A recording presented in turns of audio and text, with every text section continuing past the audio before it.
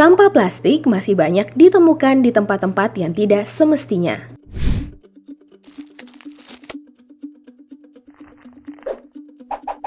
Tidak jarang sampah yang menumpuk di darat masuk ke saluran pembuangan air.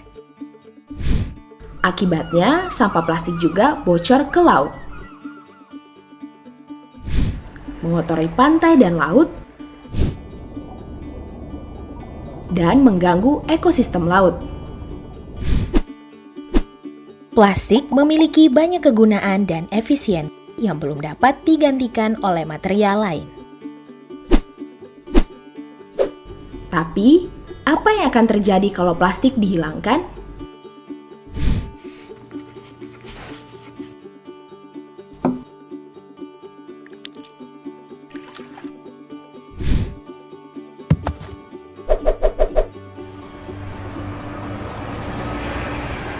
Banyak hal bermanfaat hilang dari kehidupan kita. Lalu, bagaimana solusinya? Ubah cara pandang dengan circular economy. Circular economy adalah konsep ekonomi yang bertujuan memaksimalkan material sampai pada usia akhirnya. Lalu, bagaimana menerapkan circular economy untuk sampah plastik?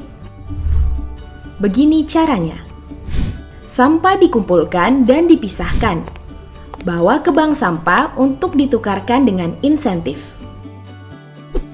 Sampah yang sudah dikumpulkan lalu diantarkan ke pabrik daur ulang. Sampah organik bisa diproses menjadi pupuk.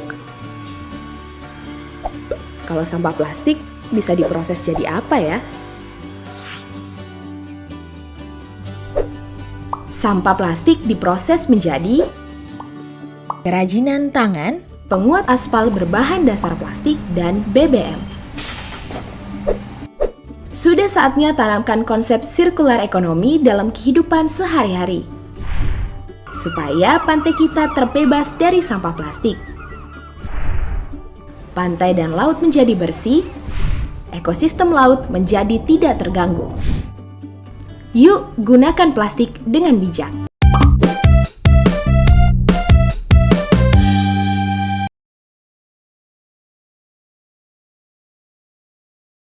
Kita akan belajar tentang sampah organik dan sampah anorganik. Sampah adalah sisa atau buangan dari suatu kegiatan yang dianggap sudah tidak berguna lagi. Alam tidak mengenal sampah, yang ada hanyalah daur materi dan energi. Hanya manusia yang mengakibatkan munculnya sampah. Sampah terbagi menjadi dua jenis, yaitu pertama, sampah organik, dan yang kedua, sampah anorganik. Sampah organik. Apa itu sampah organik? Sampah organik adalah sampah sisa yang masih bisa dimanfaatkan menjadi bahan yang layak pakai lagi. Sampah jenis ini bisa terurai. Meski dibiarkan begitu saja, sampah ini akan menghilang dengan sendirinya. Sampah organik bisa dikatakan sebagai sampah ramah lingkungan. Bahkan sampah ini bisa diolah kembali menjadi suatu yang bermanfaat bila dikelola dengan tepat. Tetapi bila tidak dikelola dengan benar akan menimbulkan penyakit dan bau yang kurang sedap, hasil pembusukan dari sampah organik yang cepat. Sampah organik dibagi menjadi dua jenis, yaitu pertama, sampah organik basah. Sampah organik basah adalah sampah organik yang banyak mengandung air. Contohnya, sayur, kulit pisang, buah yang busuk, kulit bawang, dan sejenisnya. Inilah kenapa sampah organik dapat menimbulkan bau tidak sedap, sebab kandungan air tinggi yang menyebabkan sampah jenis ini cepat membusuk. 2. Sampah organik kering adalah sampah organik yang sedikit mengandung air. Contohnya, kayu, ranting pohon, dan daun-daun kering. Kebanyakan sampah organik ini sulit diolah kembali, jadi lebih sering dibakar untuk memusnahkannya. 3. Sampah organik dapat diubah menjadi biogas dan listrik.